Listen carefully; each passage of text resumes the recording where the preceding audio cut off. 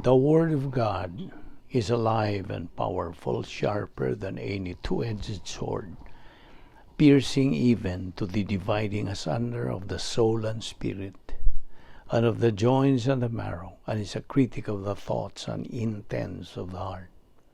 All Scripture is God-breathed and is profitable for doctrine, for reproof, for correction, for instruction in righteousness, that the man of God may be mature, thoroughly equipped unto all good works.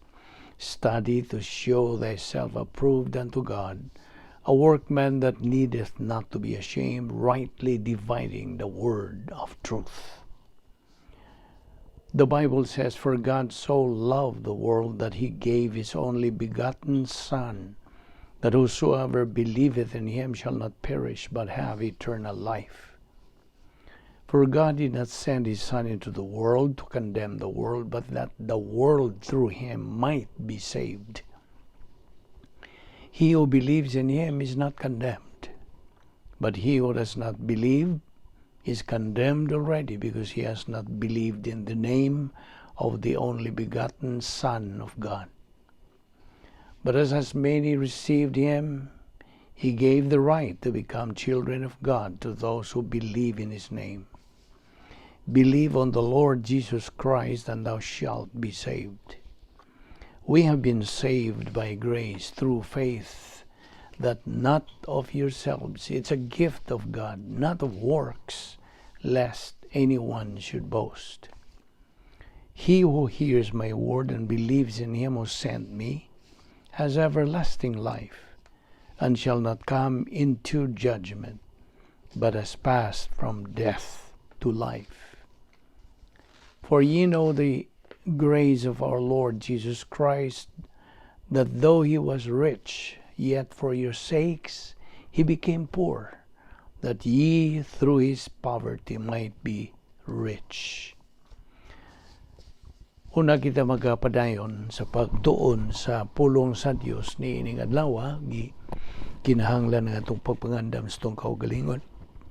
Susihon nato ang atong kaugalingon kung naapapatay mga sala, kini may mumang babag, they become barriers to our study of the Word of God. Busa, sumala sa mando sa Dios diya sa 1 John 1:9, itawag na ito recovery technique, pagpasiguli nga ito sa Dios, pinagi sa pagpapuno ka nato sa Espiritu Santo, gikinahanglan ang atong paghingalan, just name, acknowledge, admit, enumerate, cite all the sins that you have committed today. Ikinilagi sa akong ginaingon may mong babag, dili makalihok ang Espiritu Santo sa iyong ministries pagtudlo ka nato. Umikan kay naamay nagababag. Busa, let us name our sins. 1 John 1:9 nagaingon man sa in English, if we confess our sins, God is faithful and just to forgive us our sins and to cleanse us from all unrighteousness. So humani mo buhata ka na ikaw ibalik sa imong pagkikambitay sa Dios o mapunan ka sa Espiritu Santo. Panalang kanimo igala ang imong isyong giatubang, dili ang imong paghingalan o pagsugid sa imong mga sala, kundi ang imong paggamit sa imong kabubuton, paghimo sa labing manungdanong desisyon nga imong mahimos tibuok mong kinabuhi. This is the most important decision. Ang desisyon sa pagdawat kang Ginoong Hesukristo ingon nga imong personal nga manluluwas. Believe on the Lord Jesus Christ and thou shalt be saved. Busa, sa hilom mag-andam ta sa atong kaugalingon. Let us pray.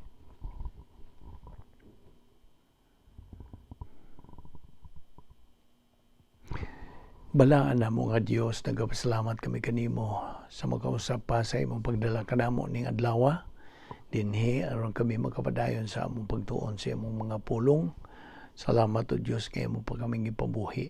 Kini grasya, wala kami katakos pagdawat nini o Dios. We do not deserve it, we do not earn it, we do not work for it. Kay kini grasya man. Musa nini nga mong pagpadayon,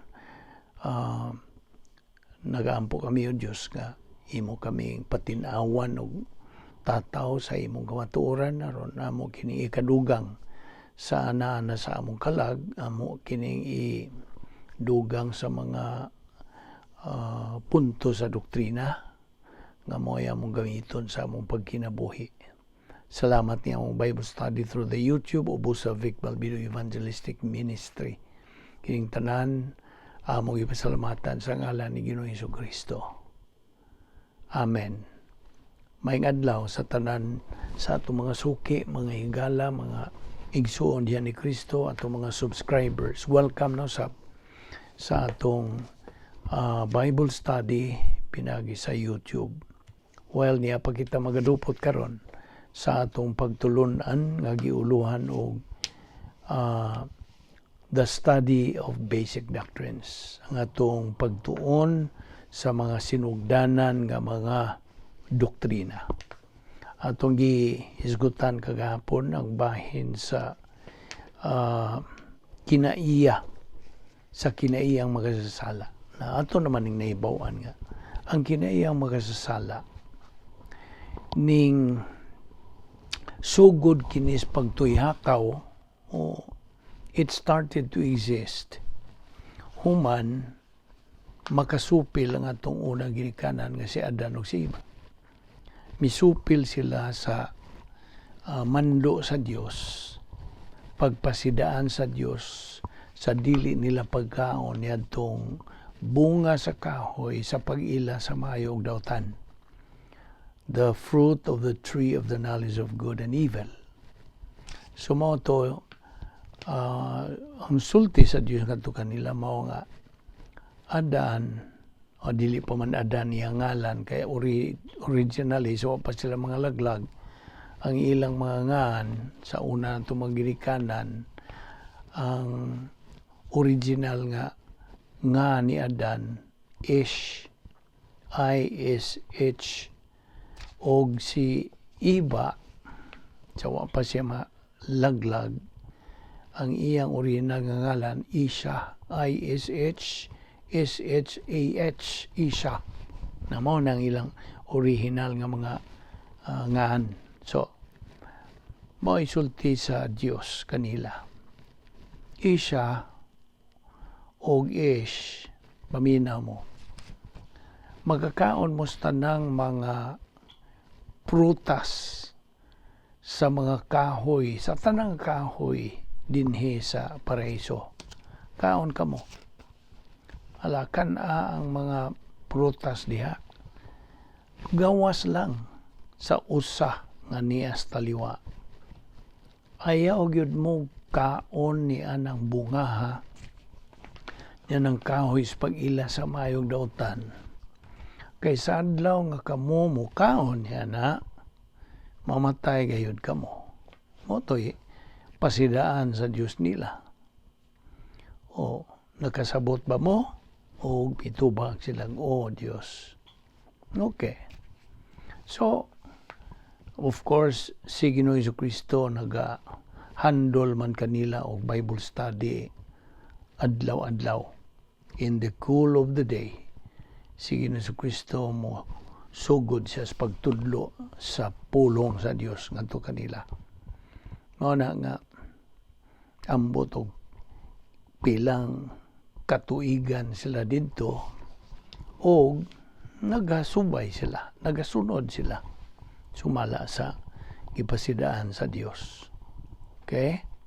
So ato na lang fast forward lakturo na lang nato nga sa sige na nila o suroy-suroy dito sa paraiso nga makakaon sila nitong tanang bunga gawas niya adto laging dito sa taliwa ang kahoy din ang bunga niya na maong pag-ila sa maayo og sa dautan.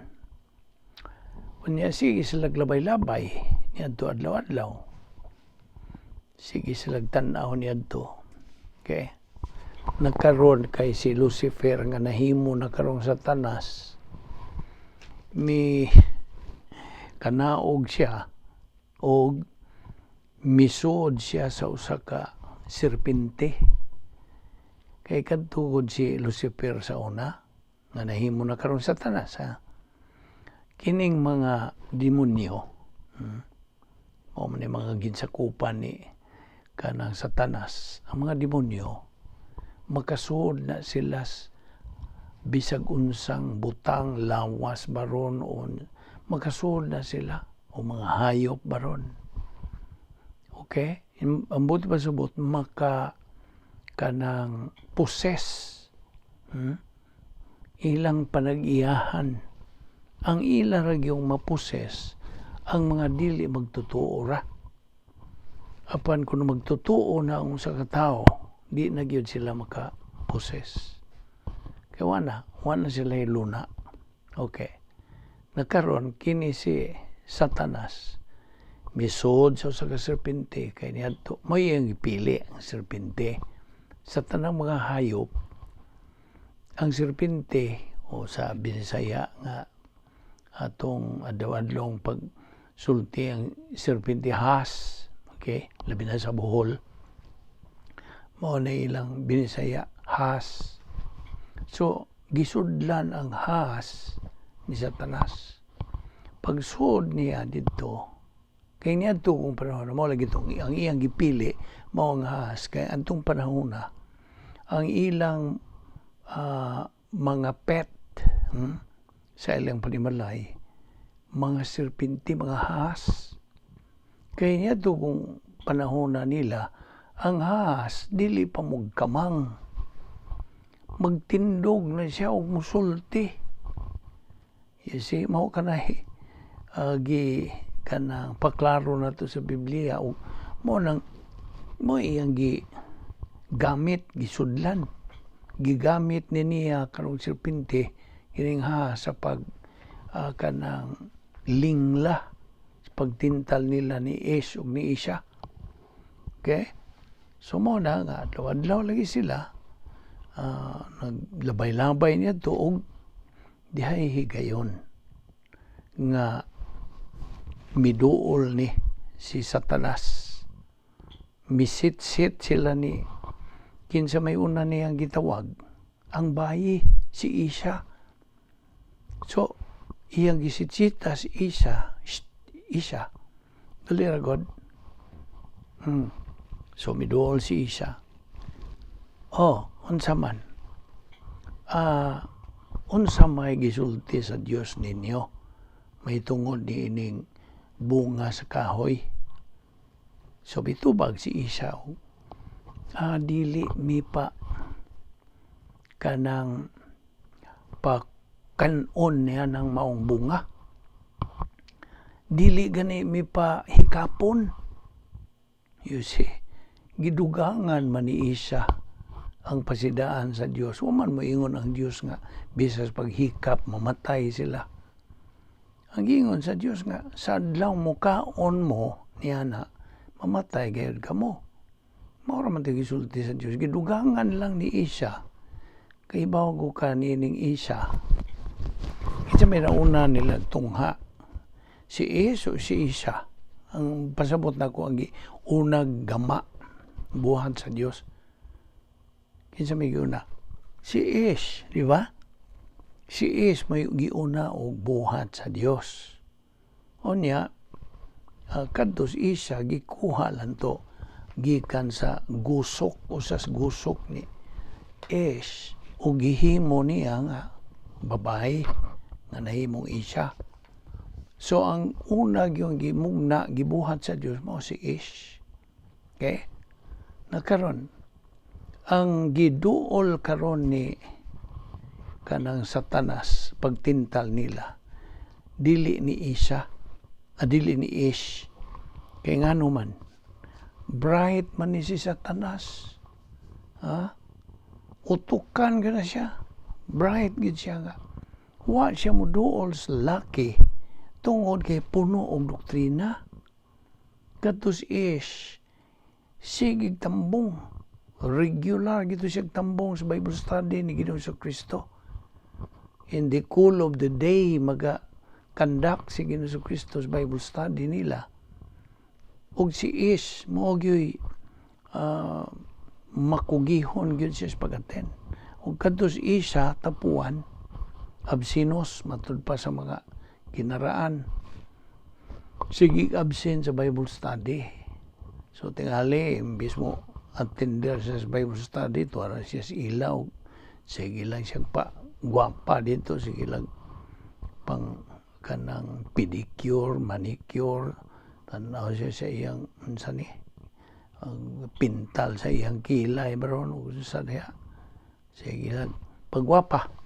So mo to'y giduol ni Satanas. Gisit-sitan dayon niya isa. Dali na God. Unsa may gidili sa Dios ninyo. Mao to. Kung giingon nimo di padugay nga. O dili mi pakanon na. Bisan kanis paghikap. Mao lagi to iyang gidugangan. You see? Tubag dayo Satanas dili na tinuod. Gihidid-an lang mo ana. Kay dili buot ang Dios nga mahimo mong sama niya nga maabri ang iyong salabutan. You see? Dili siya buot. Mo nang gidid-an mo niya na. O niya kay sige kumbinser yun ni Satanas si Isa kay nadamag yun ni si Isa. Miingon siya ka mao ba? Okay. So, misuway siya og kanang kuha niya tong bunga og miunsa. Iyang giingkib. Suway siya giingkib. Iyang gitilawan. Diha gis pag-ingkib niya dito. Pinaagi sa pagka-omnisyente, pagka-sayod sa Diyos sa tanan, nahibawan na niya, bisag wa siya.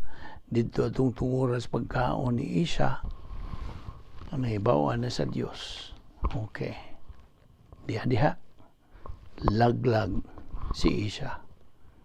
Karon, miabot ni si Ish. Ika nagsuroy-suroy tingali dito sa paraiso. Diya si Ish, gitawag na yun ni Isa. Ish, dali sa Ish. O nga naman. Dali sa. Kanang ningkaon ko sa bunga nga gidili sa Dios. Ha? Oh, lami. Lami Ish. Tilaw. O tilaw. Nakaroon. Ning tilaw ba si Ish? Hing tilaw maning dawat mambudla maging ingkib pud siya sa maong bunga. Silang duha na laglag. Diha mo na to'y pagkalaglag nila. Okay? Karon, mitawag ang Diyos nila. Ish. Unsa man Diyos. Man mo. Ingon dahil si Ish iyang gitawag una. Diyos kanang naghubong ni Diyos. So mingon ang Diyos nga namang naghubong mo. Ningkaon ba mo sa akong gidili nga bungas kahoy? Nawa na sila katingog. Ang agmulimod pa sila nga dayag naman kayo silang pagkaon. So mingon dayon ni si Ish nga, O Diyos, may kaon mi, tungod ining imong gihatag nako nga pares nako.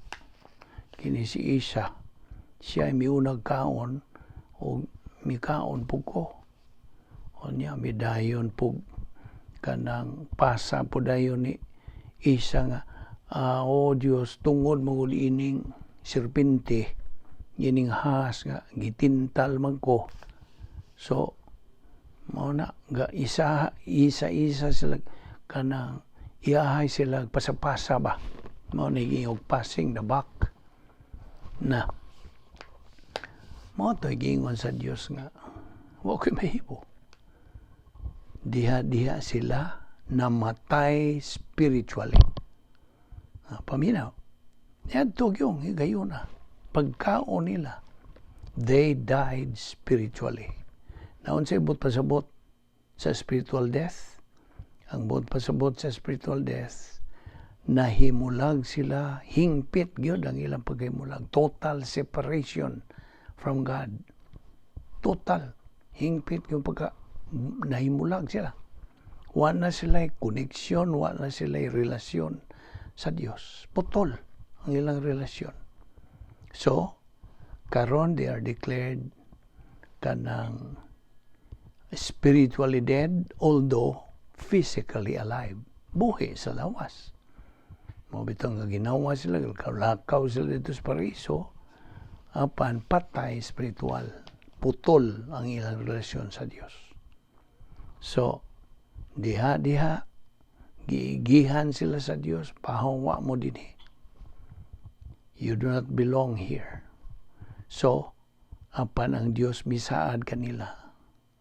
Misaad sila, siya misaad nila nga padad-an sila o manluwas aron sa pagpahibalik nila ngadto sa Dios. So they can be reconciled back to God. Mao na ang kung ipadala ang manluluwas. Mao to nga saad to sa Dios, grasya gyapon. You see? Aron sila may balik. Tuod man wa magdugay, nag-meeting ang mga sakop sa Balaang Trinidad. They had a conference. Nagkakomperensya sila, pinatawag sa Diyos nga Amahan, miingon siya, Diyos nga Anak ug Diyos Espiritu Santo, mag-meeting ta.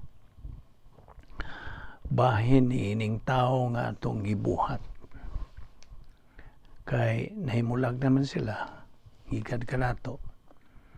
Buot ko nga sila mahibalik. Pinaagi sa pagpangita natong paagi. Okay, atong pangita ang paagi. Let us kanang find a solution. Na karon si Ginoong Jesucristo mitindog, mi isa siyang kamot mitindog. Miingon siya, ako mo'y manaog dihang gamayng planeta. Manaog ko diha akong tubson ang mga katawhan. I will redeem, pinagi sa pagpakamatay kanila. Motoy, pagboluntaryong Ginoong Jesucristo. Ang Espiritu Santo mitindog pud siya, ako pod ang mupasabot, mupaklaro, mupatinaw sa mga tao unsaon nila paghibalik ngari kanato. Ako pasabton pinagis mayong balita sa kaluwasan namo na to. Okay? So fast forward nahimong unsa tao ang pulong. Si Ginoong Jesucristo was the Logos, Word of God. Okay? And the Word was made flesh and dwelt among us. Okay? The Word of God became flesh. Nahimong unod o nahimong sakop ka na to, mga katawhan mo to. O atong i-fast forward mo to nga nagpagkatao sa Ginoong Jesucristo. O ang gipili sa Dios nga mao'y himong instrumento sa pagkatao ni Ginoong Jesucristo. At Dios si Ginoong Jesucristo, aron siya matao, pinagi sa usa ka birhen nga pagpanganak, pagkahimugso. Pinagi sa usa ka birhen nga bay nga si Maria. Wa ta mag-ingon, ang Biblia wa mag-ingon nga si Maria way sala.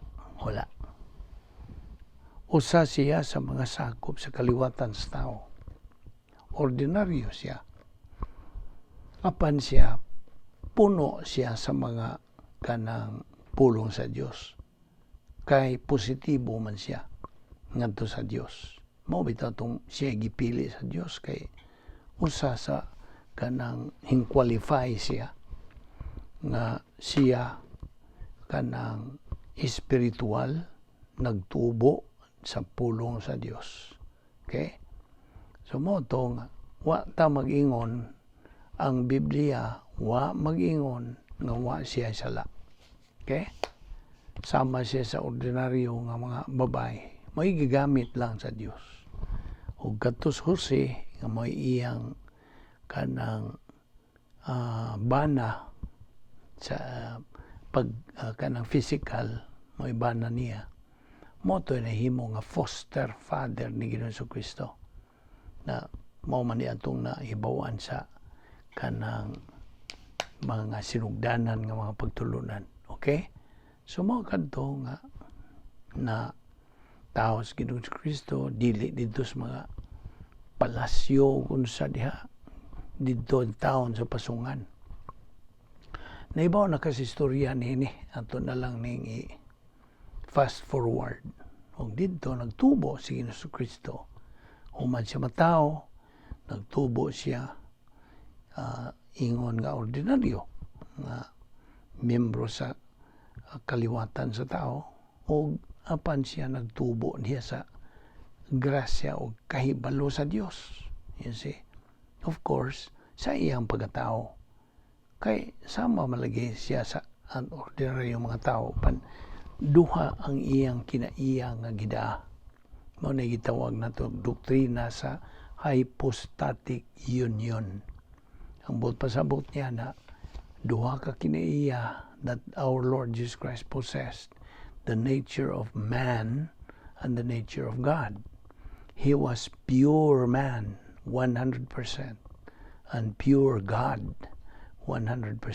Mao na nakapahimo niya nga uniquely born son na.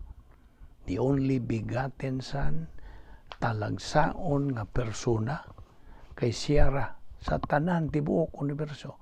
He was the only person who possessed two natures, the nature of God and the nature of man. So, review naman po ni atong gisgutan. Basic doctrine ko ni. So, mo na, nga nagtubo siya, sa edad na siya mga 13 o somewhere there, nagsugod na siya sa pagtudlo sa pagsangyaw sa maayong balita sa kaluwasan o sa pulong sa Dios. Kukabildo na siya sa mga kanang mga eskriba, mga parisiyo dito, mga magtutudlo dito sa templo. Tingahan sila kinsa maning bata kuyaw man eh. So mao na to nga dihay panahon nga gipangita siya sa iyang mga ginikanan ni Maria o ni Jose, kay nag-uol sila asa naman to si Jesus. Dito raman di ay sa templo nagsugod na siya kanang tudlo dito. O mingong Jesus, diin raman ka anong magkapaybaw wani ka. Ingon si Jesus nga wa ba mo kaybaw nga nagsugod na ko sa akong misyon sa akong amahan. I am about my Father's business. So mo katutoy ang tubag sila. Huwag to nagtubo si Ginoong Kristo. Nagsigi na siya kanang sangyaw o mo ni ang atong nakita bahin sa kinabuhi ni Ginoong Kristo. O diha lang usa kita kutob sa paghisgot sa iyang kinabuhi ingon nga tao dinhi sa kalibutan.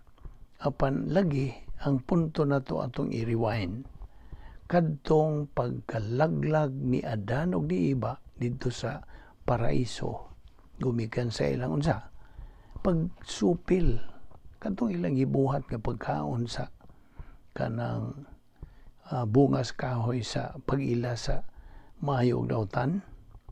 Ila man to gisupil, mao to namatay sila spiritually.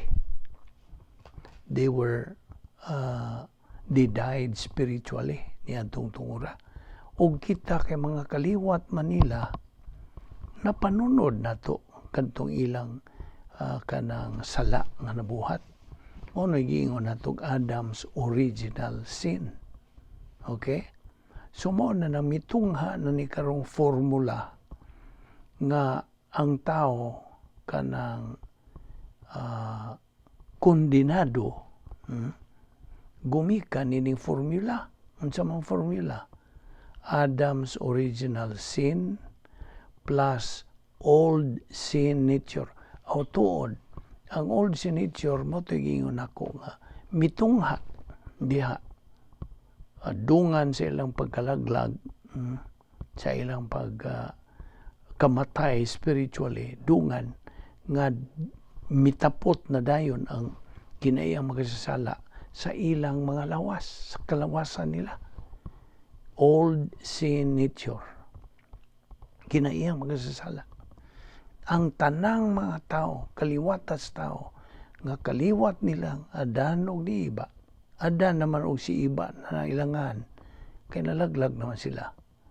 Dili na is og isa. Adan og si Iba, nangalaglag naman sila. Karon patay spiritual ang tanang tao, although buhi physical. Nagasabot ka ba? All people were spiritually dead, although they were physically alive. Ayaw na kalimti. Mauna na ang formula nga makondenar ang tao. So, mauna nga naghimog solusyon ang Dios nga may balik ang tao ngadto kaniya sa Dios. Pinagi sa iyang gitanyag nga kaluwasan. Unsa may gitanyag ang kaluwasan sa Dios? Pinagi siyang bugtong anak nga mao'y nagbuhat sa buluhaton sa kaluwasan, pinagi sa pagpakamatay niya dito sa cross. Siya ang milukat sa kasalanan sa tibuok kalibutan, sa tanang kaliwatan sa tao. Kay di man takabayad, utangan malagi tao. Ang atong dakong utang mo, utang sa sala nga kanang nahimulag naman ta sa Dios.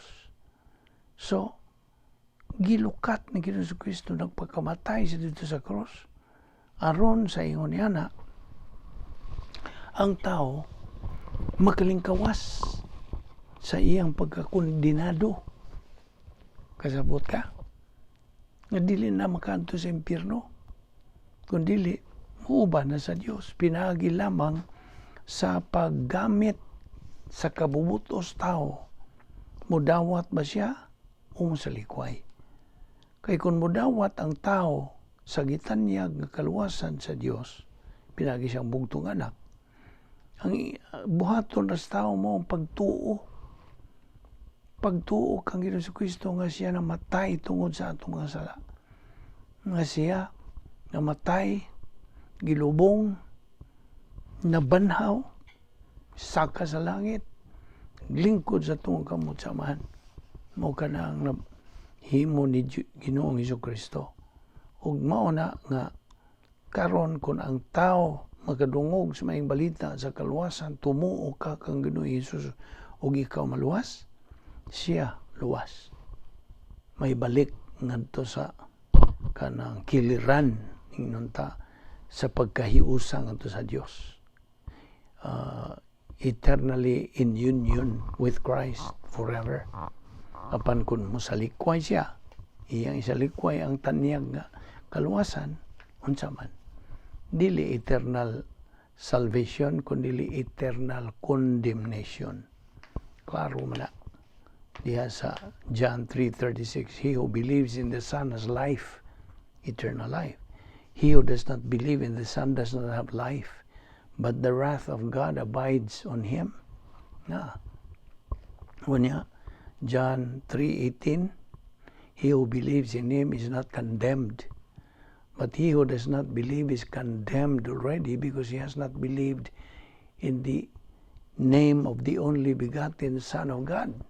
Na, klaro kayo. So, believe on the Lord Jesus Christ and thou shalt be saved. Acts 16:31. Wala ang manluluwas si Ginoong Kristo ra. Siya ra ang dalan. He is the way, the truth, and the life. Mora ang imong agianan paingon ngadto sa Dios nga Amahan. Way lain. Diya sa Acts 4:12 unsa gisulti, neither is there salvation on any other under heaven given among men whereby we must be saved. Na klaro man na kayong mensahe sa mayong balita sa kaluwasan. Naragyos tao yun. Man has his own volition. He has free will. O kanang free will, hinatag po na sa Diyos niya. Ipagamit na sa Diyos. Apan, unsa makita nimo ang prinsipyo nga man is totally free. Okay? God gives man total freedom. But with that freedom, paminaw, with that freedom goes responsibility. Now, saan man na nimo pagkaikyasa na, saan man nimo pagtuis na, nga iya man ang prinsipyo sa Diyos. Total freedom, na kay kagawasan sa pagpili. Apan, tanang desisyon nga imong himuon, ikaw ra gyud ang manubag. Ikaw ra, way lain. Way lain nga babasol kung dili ikaw ra pod. Man is a product of his own decision. Kasabot ka na. Mo na nga. Niya na ta. Mo niya itong gituki din paglabas sa mong panungduman nga. Naatay kinaiyang mga sasala kitang tanan. Why exempted? Gawas lang kang Ginoong Kristo. Siya ray tao nga why kinaiyang mga sasala kay nganuman. Waman siya matakdi, matapdi, o mapahiri. Wa siya matakdi ni ining maong kinaiyang magsasala. Kay linalang siya sa Espiritu Santo, dili nilalang sa ordinaryong tao. So muna nga, ang atong kinaiyang magsasala, muna ni giingon sa ining lisog culprit, muna ni tigsala, kay muna ni mo nod na to, mutod na to, mutulak na to, pagbuhat ng mga sala. Mo to atong itunan kagahapon nga, kining sin nature, kinaiyang magsasala, dunay duha ka areas, area of weakness ug area of strength. Okay? Ug ato ning ipadayon ugma. Okay? I hope na tuhog ni mo katong atong gipanghisgutan nining adlaw ug pinagi sa paglamdag kanimo sa Espiritu Santo dugang niini. Just continue, maintain that positive attitude ngadto sa kamatuoran kay Espiritu Santo magatultol ug magapaklaro, magapatinaw ra kanimo, magampo ta. Amahan na mo nga Diyos, nagapasalamat kami kanimo nining laing adlaw na usab nga pagtuon sa imong mga pulong. Salamat to Diyos sa imong pagpatinaw kanamo. Hinaot nga kini mahimong panalangin sa mong kinabuhi. Salamat niya among Bible study through the YouTube ubo sa Balbido Evangelistic Ministry. Dada kami pagbalik ugma dinhi aron kami makapadayon sa among pagtuon sa mong pulong, which is the process of spiritual momentum. Kining tanan among gipasalamatan sa ngalan ni Ginoong Kristo. Amen.